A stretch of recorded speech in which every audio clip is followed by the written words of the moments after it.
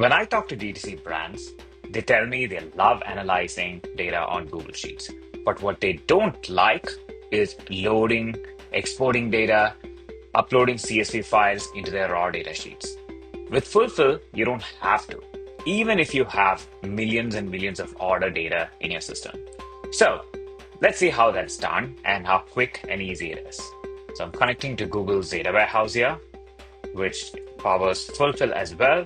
Load up this data set, pull up my sales orders table, and this table has about 15 million rows and about 118 columns of data. Now that we have this data here, let's go ahead and build a pivot table. What I want to see is where our customers are. So let's go ahead and pull up shipping country name, and I want to see how much are they buying from each of these countries. Let's run this report. We should see all of the countries here.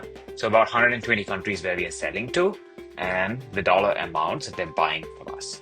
Now, I'm only interested in data for US and Canada. So I'm going to filter this further and limit this to US and Canada. Perfect. Now, I also want to see this by the states where our customers are. So let's go apply that. Now we should see Canada and the provinces, the dollar amounts here, and we can also see US, the states, and what they're buying from us. Now, this is a merchant that's been with us for 10 years, and so this is lifetime order data.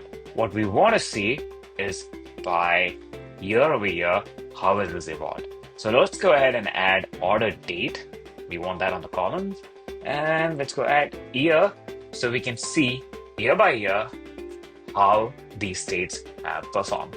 Perfect. Now we have for all of these years, we can see how sales has trended, build charts, run reports, and analyze that. Now that took us 2 minutes, and we now have what's standard report of Fulfill sales by country and region built from scratch on a Google Sheet.